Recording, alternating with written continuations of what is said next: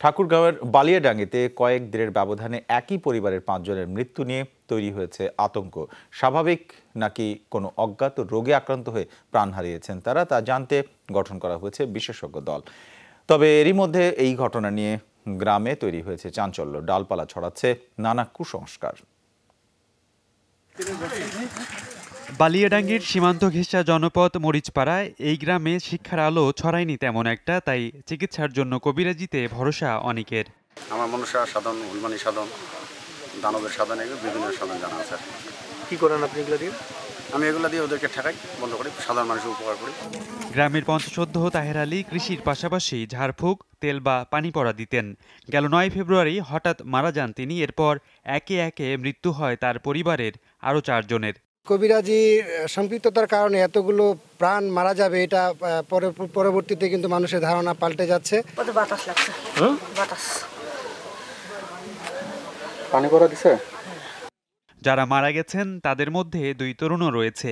বিষয়টি মরিচপাড়া গ্রামে উদ্বেগ উৎকণ্ঠার মাত্রা বাড়িয়েছে আরও। ভীতি ও কুসংস্কারের কারণে পারিবারিক কবরস্থানেও দাফন করা হয়নি 5 জনের লাশ। কোনো রোগ তো ডাক্তার ধরতেই পারছে না। হঠাৎ 2-4 ঘন্টার মধ্যে ওরা জবান টানেলে হাত পাশের প্রালাসের মতো হয়ে যায়। বলে জিন আছে আর 14 হাতে খালি আছে বলে ওখানে।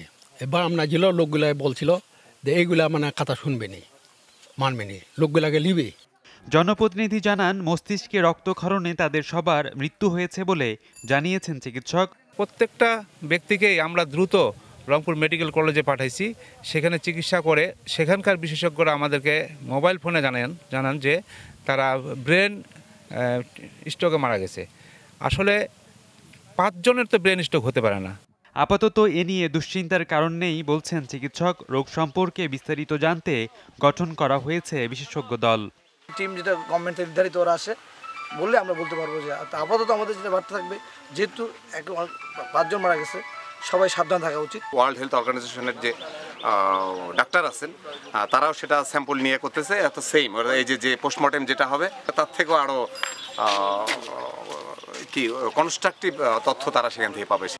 5 জন মারা যাবার পর থেকে অসুস্থ হয়ে পড়েছেন পরিবারের আরও বেশ কয়েকজন সদস্য। তারা চিকিৎসা নিচ্ছেন বিভিন্ন হাসপাতালে। রাকিব খান, যমুনা নিউজ।